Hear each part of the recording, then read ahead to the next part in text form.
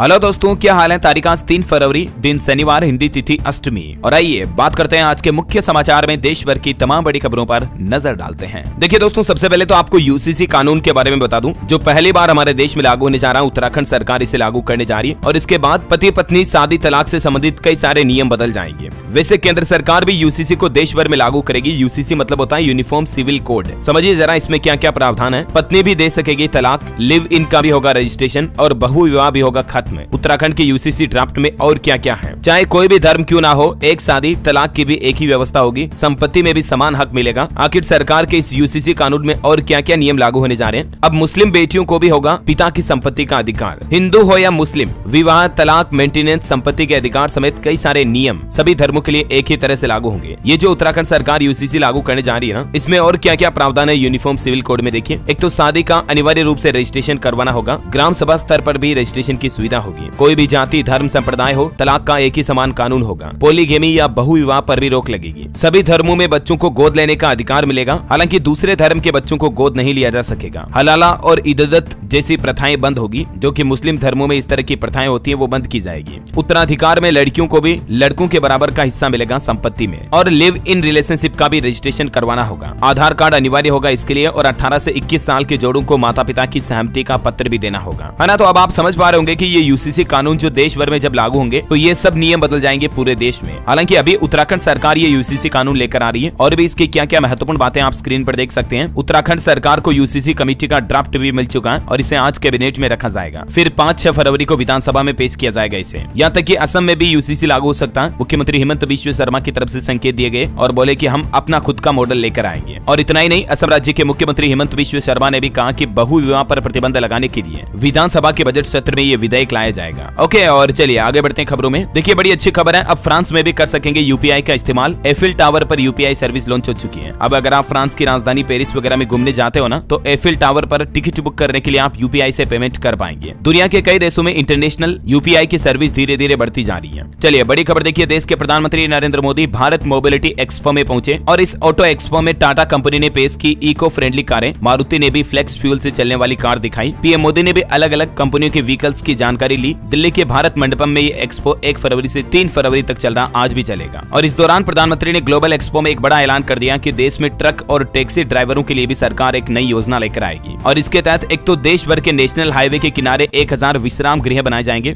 जिससे कि कोई ट्रक ड्राइवर, टैक्सी ड्राइवर है, उसे अगर विश्राम करना तो वहां पर कर पाएंगे। उन्हें होटलों में रुक करके पैसे काट कर रूम लेने की जरूरत नहीं पड़ेगी। इससे ट्रक टैक्सी ड्राइवर चालकों को बड़ी राहत मिलेगी। ये भी सरकार की तरफ से बड़ी घोषणा की गई है। और इस दौरान पीएम मोदी बोले कि देश को 2047 तक विकसित भारत बनाने के लिए मोबिलिटी सेक्टर भी अहम भूमिका निभाएगा। वैसे आपको बता दूं, आज से प्रधानमंत्री नरेंद्र मोदी उड़ीसा और असम राज्य का दौरा करेंगे 3 और 4 फरवरी को। 3 तारीख को आज उड़ीसा आएंगे। यहाँ कई बिजली परियोजनाओं का उद्घाटन भी करेंगे। उड़ीसा में IIM परिसर में राजमार्ग, बिजली और रेल परियोजनाओं का उद्घाटन करेंगे आज प्रधानमंत्री। लगभग 68,000 करोड़ रुपए से भी ज्यादा की परियोजनाओं की सौगात देंगे आज पीएम मोदी अपने उड़ीसा दौरे के दौरान। और देखिए दोस्तों, बजट सेशन में संसद में भी कुछ अनोखे मूवमेंट देखने मिले। कांग्रेस अध्यक्ष मल्लिकार्जुन खड़गे बोले कि अब की बार 400 पार। तो इस बात पर पीएम मोदी हंस पड़े। संसद में ही देख सकते हैं आप कुछ तस्वीरें भी। डीके सुरेश के अलग देश बनाने के बयान पर कहा कि देश तोड़ने की बात स्वीकार नहीं होगी। बजट सत्र संसद का जो ये 9 फरवरी तक चलेगा। इस दौरान चुनावी बातें चीतें भी हो रही हैं। चलिए अगली खबर देखिए आप। 15 फरवरी से शुरू होगा राजस्थान राज्य के सभी स्कूलों में सूर्य नमस्कार का अभ्यास। सफल आयोजन के लिए विभाग को आदेश भी दिए गए हैं। राजस्थान स्कूल शिक्षा परिषद की तरफ से ये नया नियम लागू कर दिया। सभी स्कूलों में प्रार्थना सभा के बाद 10:30 से 11:45 के बीच सूर्य नमस्कार करना अनिवार्य होगा। इसके तहत 5 बार सूर्य नमस्कार का अभ्यास किया जाएगा पहले ही दिन। वैसे आपको बता दूं, राजस्थान के जो पूर्व मुख्यमंत्री थे अशोक गहलोत, वो कोरोना पॉजिटिव भी हो गए हैं। स्वाइन फ्लू की भी पुष्टि हुई है उनमें। हम उनके जल्द स्वस्थ होने की कामना करते हैं। चलिए अगली खबर देखिए दोस्तों, हिमाचल में एक बड़ी दुर्घटना हो गई। हिमाचल बद्दी में एक कॉस्मेटिक फैक्ट्री में आग लग गई। जान बचाने के लिए छत से कूदे कर्मचारी, 1 की जान भी चली गई। 34 का रेस्क्यू किया गया। 25 अभी भी लापता है। हालातों को कंट्रोल करने के लिए आर्मी को बुलाना पड़ा। ये देख सकते हैं आप तस्वीरें और अंदाजा लगा सकते हैं कि आग कितनी भयानक थी। अभी भी लापता मजदूरों की तलाशी की जा रही है। हो सकता है कई और अभी भी अंदर फंसे हो। और वहीं देखिए अगली खबर, मेगा ड्रोन सौदे से भारत की समुद्री सुरक्षा और मजबूत होगी। अमेरिका ने कहा कि इंडिया हमारा सबसे अच्छा दोस्त है। अमेरिका के साथ जो भारत की MQ-9B ड्रोन्स की डील हुई, उसके बाद अमेरिका ने यह बयान दिया कि भारत के साथ हमारे रिश्ते बहुत अहम हैं। हम प्राथमिकताओं पर भारत के साथ मिलकर काम करते हैं। ये अमेरिकी राष्ट्रपति जो बाइडेन की तरफ से बयान दिए गए। और वैसे भारत मालदीव के बीच भी दूसरी मीटिंग शुरू हुई। भारतीय सैनिकों को माले से निकालने पर बातचीत हुई। आपसी सहमति से हल निकालने पर फोकस किया जाएगा। और वही खबर है दोस्तों की तंगहाल पाकिस्तान भी अब मालदीव की आर्थिक मदद करेगा। भारत की तरफ से जब मालदीव की मदद में कटौती हुई तो अब पाकिस्तान बोले कि हम मालदीव को सपोर्ट करेंगे। देखिए मतलब जो खुद दूसरों से मदद लेता फिर रहा पाकिस्तान, वो अब भारत के साथ जो मालदीव के रिश्ते खराब हुए उनमें बीच में हाथ धोने के लिए उतर आया है। चलिए अगली खबर देखिए दोस्तों, रामलला को 11 दिन में मिला 10 करोड़ का दान, 3.5 करोड़ ऑनलाइन मिले और प्राण प्रतिष्ठा से अब तक 25 लाख से भी ज्यादा श्रद्धालुओं ने दर्शन किए। ये दर्शन कर लीजिए आप भी रामलला की भव्य तस्वीर के एक बार फिर से। देखिए मतलब लोगों का दिल रामलला के लिए कितने समर्पित है। 22 तारीख को जो रामलला की प्राण प्रतिष्ठा हुई उसके बाद अब तक 11 दिन के दौरान 10 करोड़ से भी ज्यादा का दान आ चुका है, जिनमें 6.5 करोड़ दान पेटी में आए, जबकि 3.5 करोड़ ऑनलाइन दान भी मिला है। लोगों की भक्ति श्रद्धा रामलला के लिए वाकई में बहुत समर्पित है। और वही खबर है कि देश की राष्ट्रपति द्रौपदी मुर्मू ने भी राष्ट्रपति भवन का अमृत उद्यान आम जनता के लिए खोल दिया है। 50,000 लोगों ने पहले ही दिन टिकट बुक किए। मुर्मू ने उद्यान उत्सव 2024 की शुरुआत भी की। आप भी चाहे तो अब राष्ट्रपति उद्यान में घूमने के लिए ऑनलाइन टिकट बुक कर सकते हैं इस पोर्टल के जरिए। 31 मार्च तक अमृत उद्यान में आम आदमी भी विजिट कर पाएंगे। और बड़ी खबर देखिए, CAA के नियम भी तैयार हो चुके हैं। नागरिकता के लिए ऑनलाइन आवेदन होगा। 2014 से पूर्व भारत आने की शर्त में बदलाव भी संभव है। UCC के अलावा आपको पता होगा हमारे देश में सरकार CAA कानून भी लागू करने की तैयारी में है। 4 साल पहले से इसकी चर्चा चल रही है। अब ये नागरिकता संशोधन अधिनियम को लागू करने की तैयारियां पूरी हो गई हैं। केंद्रीय गृह मंत्रालय के सूत्रों की माने तो इसके लिए कुछ नए फ्रेमवर्क भी बनाए गए हैं। वैसे ये क्या है नागरिकता संशोधन कानून, जिसके पॉइंट्स भी आप देख सकते हैं स्क्रीन पर। चलिए अगली बड़ी खबर आ रही है, उत्तर प्रदेश वाराणसी ज्ञानव्यापी में जो हिंदुओं को पूजा करने की इजाजत दी गई तहखाने में, उसके बाद व्यास तहखाने में स्थापित की गई शिव, गणेश और हनुमान की प्रतिमा भी हिंदुओं को पूजा का अधिकार दिया हाल ही में वाराणसी कोर्ट ने। तो उसके खिलाफ इलाहाबाद हाईकोर्ट में मुस्लिम गए, लेकिन ज्ञानव्यापी व्यास तहखाने में पूजा जारी रहेगी। इलाहाबाद हाईकोर्ट ने रोक लगाने से इनकार कर दिया। अब 6 फरवरी को इस मुद्दे पर केस की सुनवाई होगी। हालांकि मुस्लिमों का कहना है कि अब वो सुप्रीम कोर्ट जाएंगे। जमीयत के पदाधिकारी बोले कि फैसला पूरी तरह से गलत है, हमारा पक्ष सुना ही नहीं गया। हालांकि ज्ञानव्यापी में हिंदुओं को पूजा करने की इजाजत देने के बाद कल शुक्रवार को जुमे की पहली नमाज हुई। तो देखिए ज्ञानव्यापी में जुमे की नमाज से लाइव रिपोर्ट आ रही, हर कोई कर रहा था तहखाने की चर्चा। तकरीर में शहर मुफ्ती बोले कि आज भी हम जुमरियत की करेंगे बात। तो ये कुछ माहौल चल रहा है ज्ञानव्यापी को लेकर। और फिलहाल देखिए आप अगली बड़ी खबर, अब ऑनलाइन मिलेगा सस्ता भारत चावल। महंगाई से निपटने के लिए बजट के बाद सरकार ने नया फैसला लिया है। खुदरा बाजार में मात्र 29 रुपए प्रति किलो चावल बेचेगी सरकार। कारोबारियों को भी पोर्टल पर स्टॉक अपडेट करने के लिए कह दिया है। चावल की बढ़ती कीमतों पर सरकार की नजर है और रोक लगाने के लिए ये शानदार फैसला लिया गया। सरकार की तरफ से कल शुक्रवार को बजट के बाद ऐलान किया कि अब अगले सप्ताह से ही खुदरा बाजार में यानी कि रिटेल मार्केट में 29 रुपए प्रति किलो के भाव पर भारत राइस ब्रांड के तहत सरकार खुद चावल बेचना शुरू कर देगी। ऑनलाइन भी आप ई-कॉमर्स प्लेटफॉर्म के जरिए भारत राइस की खरीदारी कर पाएंगे और बाजार में भी अगले सप्ताह से 5 से 10 किलो के पैकेट में भारत ब्रांड के नाम से चावल के पैकेट आपको मिल जाएंगे। चलिए अगली खबर है, IAF यानी कि इंडियन एयरफोर्स यानी भारतीय वायुसेना 17 फरवरी को राजस्थान के पोखरण में अपनी शक्ति का प्रदर्शन करेगी। राफेल, प्रचंड अपाचे भी अपनी ताकत दिखाएंगे। और देखिए बड़ी खबर, आप मोदी सरकार के तीसरे कार्यकाल में यह होगा बड़ा राजनीतिक एजेंडा। वित्त मंत्री निर्मला सीतारमण ने तैयार की सियासी पिच। जी हां, अभी आपको पता होगा लोकसभा चुनाव आने वाले हैं और देश के प्रधानमंत्री नरेंद्र मोदी 26 मई 2014 से लगातार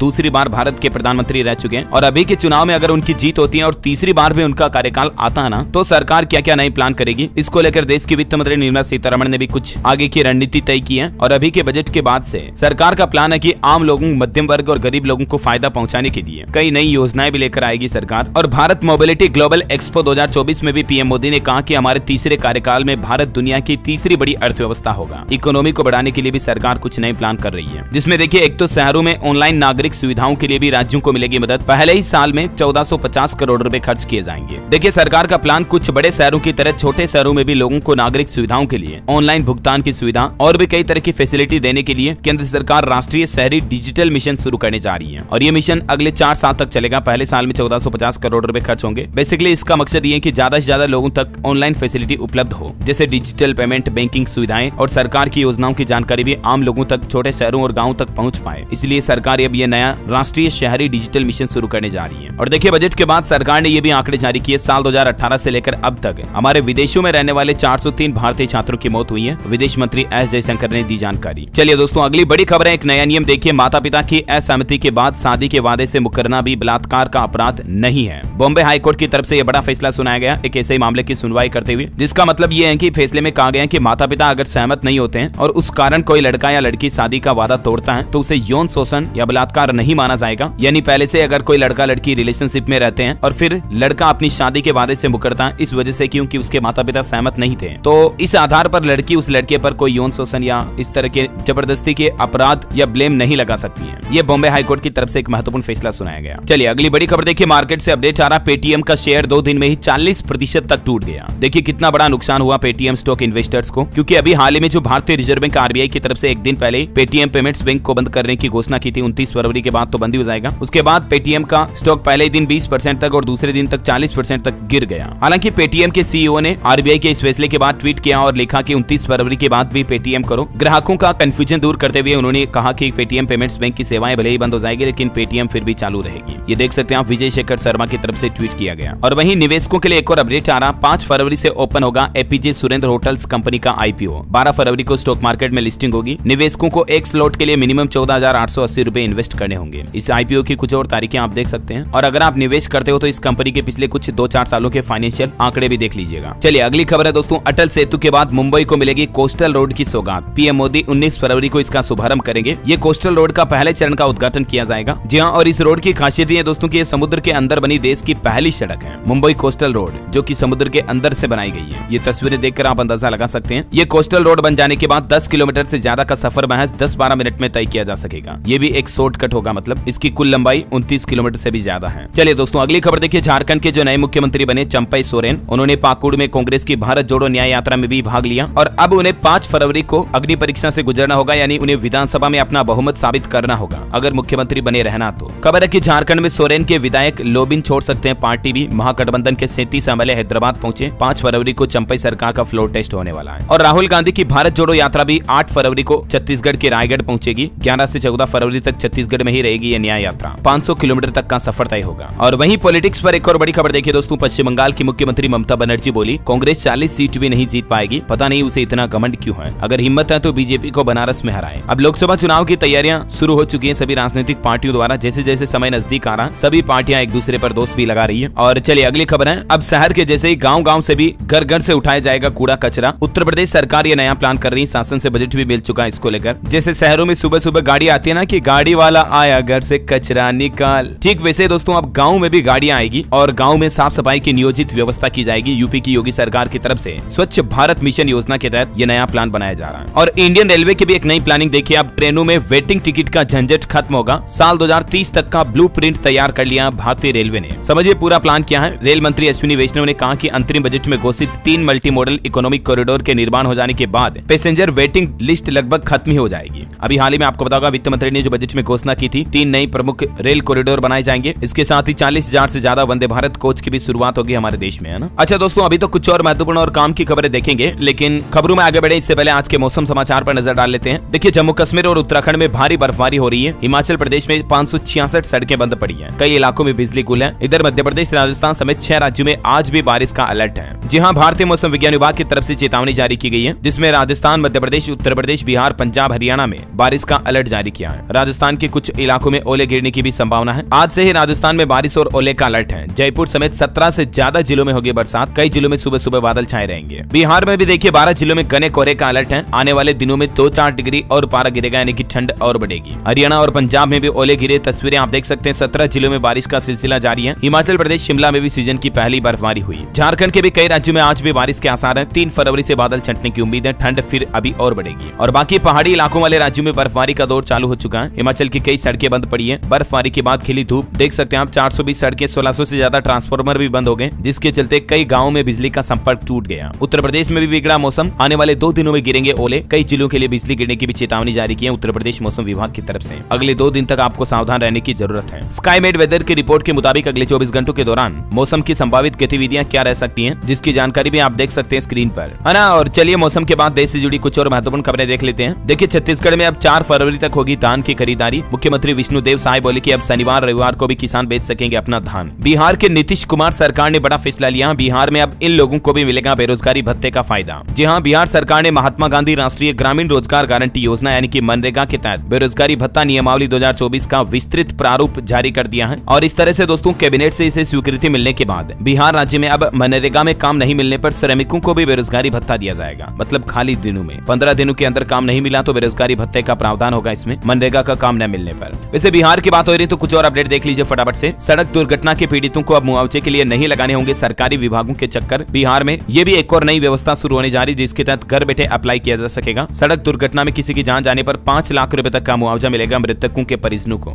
और गंभीर रूप से घायलों के लोगों को 2.5 लाख रुपए तक सहायता राशि दी जाएगी। राज्य में सड़क दुर्घटना में पीड़ित श्रमिकों को फायदा देने के लिए सरकार की तरफ से ये नई योजना शुरू की गई है। और अब घर बैठे ही आवेदक ऑनलाइन इस पोर्टल के जरिए अपने मुआवजे के लिए अप्लाई कर पाएंगे। accidentclaim.bihar.gov.in ये बिहार सरकार की तरफ से पोर्टल की शुरुआत कर दी है। अच्छा, और वहीं बिहार में शराब मामले में कार्रवाई को लेकर भी हाईकोर्ट ने बड़ा फैसला लिया। अब इन मामलों में बाइक नहीं होगी जब्त। दरअसल अब बिहार में बाइक पर सवार किसी व्यक्ति के पास अगर शराब जब्त की जाती है तो ऐसे मामले में उस व्यक्ति पर तो कार्रवाई की जाएगी, लेकिन बाइक को जब्त नहीं किया जाएगा। बिहार पटना हाईकोर्ट की तरफ से ये अहम फैसला सुनाया गया, यानी कि ऐसी स्थिति में उक्त मोटरसाइकिल को बिहार के शराबबंदी कानून के तहत जब्ती करने की इजाजत नहीं होगी सरकार को। चलिए बड़ी खबर देखिए, मध्य प्रदेश में अग्निवीर की भर्ती की तैयारी करने वालों को मिलेगी फ्री कोचिंग की सुविधा। मुरैना में मुख्यमंत्री मोहन यादव की तरफ से ये बड़ी घोषणा की गई। युवाओं को 360 घंटे फ्री ट्रेनिंग भी दी जाएगी। अच्छा, और वहीं दोस्तों अगर आप भी अयोध्या में रामलला के मंदिर घूमने के लिए जाते हो तो रामलला के साथ में फोटो ले पाएंगे। मंदिर में लगे AI कैमरों से कमाल की तस्वीर मिलेगी। जल्द ही इसके लिए एक मोबाइल ऐप भी तैयार किया जाएगा। ये भी नई व्यवस्था की जा रही है मंदिर ट्रस्ट की तरफ से। चलिए बड़ी खबर देखिए, आईफोन, आईपैड या iMac यूज करने वाले हो जाएं अलर्ट। सरकार की तरफ से एक बड़ी चेतावनी जारी की गई है। दरअसल सरकार के CERT का कहना कि इन सभी प्रोडक्ट्स पर हैकर्स की नजर है और हाल ही में कई ऐसे मामले भी सामने आए जिसमें आईफोन को भी हैकर्स आसानी से हैक कर सकते हैं। एप्पल डिवाइस यूजर्स के लिए स्पेशली अलर्ट जारी किया गया है और इसलिए सरकार ने लोगों से कहा कि आप अपनी सिक्योरिटी को अपडेट कर लें और अगर आपके फोन में सॉफ्टवेयर अपडेट अवेलेबल है तो iOS का लेटेस्ट वर्जन भी अपडेट कर लें। एप्पल कंपनी की तरफ से भी सॉफ्टवेयर अपडेट को लेकर ये जानकारी दी गई है। चलिए खबर है, देश के राष्ट्रपति द्रौपदी मुर्मू ने हरियाणा फरीदाबाद में सूरज कुंड मेले का उद्घाटन किया। 18 फरवरी तक शिल्प कलाओं का उठा सकेंगे लुत्फ।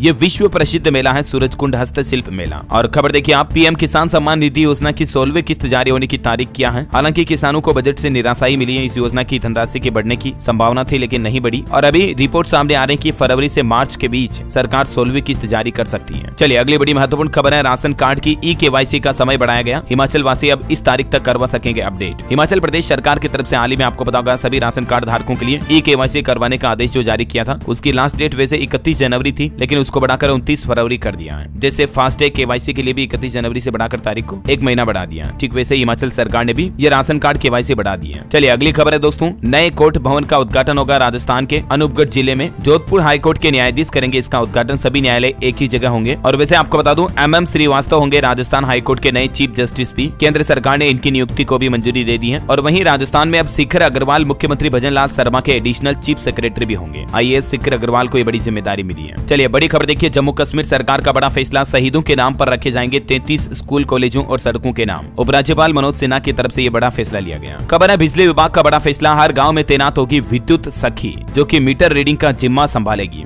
उत्तर प्रदेश सरकार की तरफ से नया प्लान किया जा रहा। गाँव में रहने वाली महिलाओं को रोजगार देने के लिए अब समूह की महिलाएं ग्रामीण अंचल में बिजली उपभोक्ताओं के यहाँ मीटर रीडिंग लेने और मौके पर ही बिल जमा कराने की जिम्मेदारी लेगी। इसके लिए फिलहाल 312 विद्युत सखियां चयनित की गई है और जल्द ही 982 गाँव में ये नई सुविधा शुरू होगी विद्युत सखियों की। मध्य प्रदेश के छिंदवाड़ा में नया नियम लागू हो चुका। अब बिना हेलमेट के नहीं मिलेगा पेट्रोल। सड़क सुरक्षा समिति की बैठक में लिया गया निर्णय। और वहीं देखिए, हरियाणा के एक और जिले को महानगर का दर्जा देगी सरकार। हरियाणा के हिसार को भी हरियाणा सरकार ने मेट्रोपॉलिटन डेवलपमेंट अथॉरिटी HMDA बनाने का फैसला किया है और हिसार इस तरह से राज्य के 22 जिलों में से 5वां जिला होगा जिसके विकास के लिए एक अथॉरिटी भी बनाई जाएगी। यानी हरियाणा हिसार की भी गिनती अब महानगर में होगी। और खबर है, उत्तर प्रदेश के इस जिले में 80,000 लोगों को मिल सकता है आवास, 60,000 महिलाओं को मिलेगा रोजगार। केंद्र सरकार की ओर से अंतिम बजट जारी होने के बाद खबर आ रही कि उत्तर प्रदेश के हरदोई में भी हजारों बेघर लोगों को उनका आवास मिलने की संभावना है। 60,000 महिलाओं को भी रोजगार मिलेगा लखपति दीदी के रूप में। और वैसे बजट के बाद हमारे देश के केंद्रीय स्वास्थ्य मंत्री ने घोषणा की है कि हर जिले में होंगे मेडिकल कॉलेज। केंद्र और राज्य सरकार दोनों इस पर खर्च करेगी और मेडिकल कॉलेजों की संख्या बढ़ाई जाएगी, जो वित्त मंत्री निर्मला सीतारमण ने बजट में भी घोषणा की थी, आपको पता होगा। वैसे बजट की बात हो रही तो आपको बता दूं, रेल बजट को लेकर भी सरकार ने जो आंकड़े जारी किए उसमें उत्तर प्रदेश को सबसे ज्यादा 20,000 करोड़ का बजट मिला है। बिहार दूसरे नंबर पर रहा। और भी आप कुछ राज्यों की लिस्ट और आंकड़े देख सकते हैं कि किस राज्य को कितना रेल बजट मिला है। और वहीं देखिए, मनरेगा के बजट में भी 26,000 करोड़ की बढ़ोतरी से चमकेगी उत्तराखंड की तस्वीर। रोजगार के बढ़ेंगे अवसर। बिहार को मिलेगा 7,500 करोड़ का ब्याज मुक्त लोन भी। इसके लिए केंद्र सरकार की कुछ शर्तें भी पूरी करनी होगी, जिनकी जानकारी भी आप देख सकते हैं। और उत्तराखंड में G20 के आयोजन वाले क्षेत्रों में होगा पर्यटन का विकास, सुविधाएं बढ़ेगी। सरकार यहाँ वैश्विक ब्रांडिंग भी करेगी। और वहीं बजट के साथ ही कैबिनेट ने एक और बड़ा फैसला ये भी लिया कि साल 2026 तक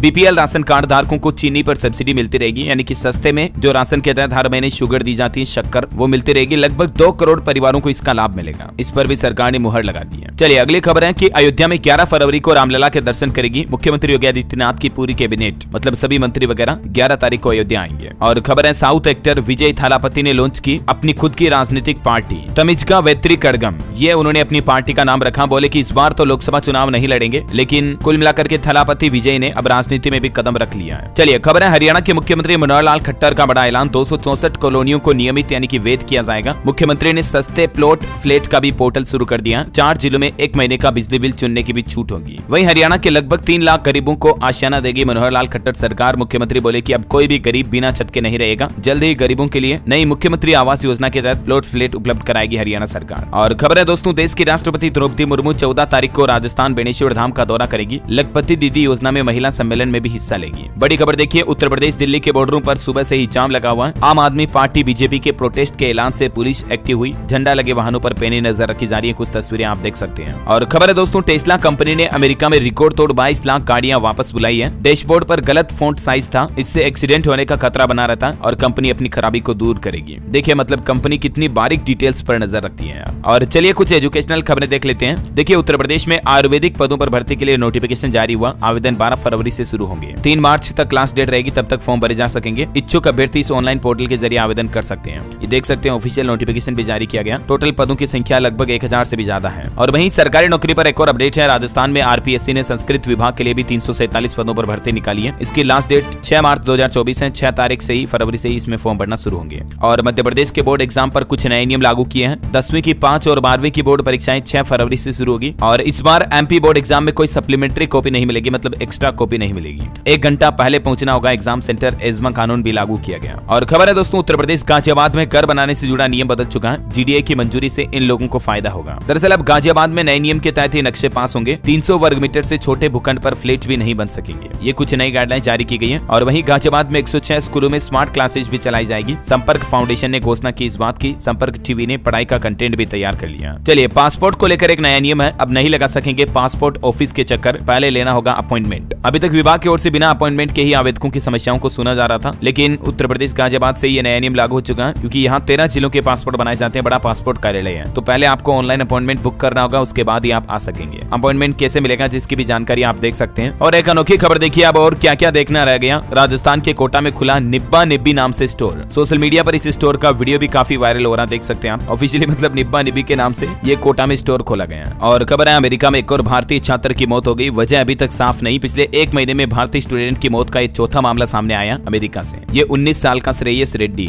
जो हैदराबाद का रहने वाला था। अब भारत सरकार इसकी जांच भी करेगी। और वहीं देखिए उत्तर प्रदेश के जगत गुरु राम भद्राचार्य अचानक बीमार हो गए, तबीयत खराब हो गई। उन्हें एयर एम्बुलेंस से देहरादून शिफ्ट किया गया। सीने में दर्द की शिकायत के बाद आगरा में भर्ती हुए थे। मुख्यमंत्री योगी आदित्यनाथ ने फोन करके उनका हाल भी जाना। वहीं देखिए बड़ी खबर, मालदीव से 10 मई तक सैनिक निकालेगा भारत। दिल्ली में हुई बातचीत के बाद फैसला लिया गया। पहला चरण 10 मार्च तक पूरा होगा। और खेल समाचार पर खबर है, दूसरे टेस्ट का पहला दिन यशस्वी के नाम रहा। जायसवाल 179 पर नाबाद रहे। टीम इंडिया का स्कोर 336/6 चल रहा है। भारत इंग्लैंड के बीच 5 मैचों की टेस्ट सीरीज के दूसरे मैच का पहला दिन भारतीय ओपनर यशस्वी जायसवाल के नाम पर रहा है। और अंत में आज के राशिफल पर नजर डालें। देखिए आप 3 फरवरी का कुंडली राशिफल कहता है शनिवार को मेष, कर्क, सिंह और कुंभ राशि के लोगों को लाभ मिलेगा। मिथुन राशि के लोग थोड़ा सतर्क रहें आज। वृषभ राशि के लोगों को भी आज अच्छा लाभ मिलेगा। तुला राशि के लोगों की पारिवारिक चिंता भी दूर होगी, है ना। और दोस्तों आप मुझे कमेंट करके बताइए कि भारत में स्थित कोई 2 खारे पानी की झीलों के नाम लिखिए। कमेंट करके लिखना आपको। और साथ ही इस वीडियो को लाइक और शेयर करना। DLS न्यूज चैनल को सब्सक्राइब करके बेल आइकन जरूर दबा देना। रोजाना ऐसे इन्फॉर्मेटिव काम की खबरें देखते रहने के लिए। जय हिंद, जय भारत, वंदे मातरम।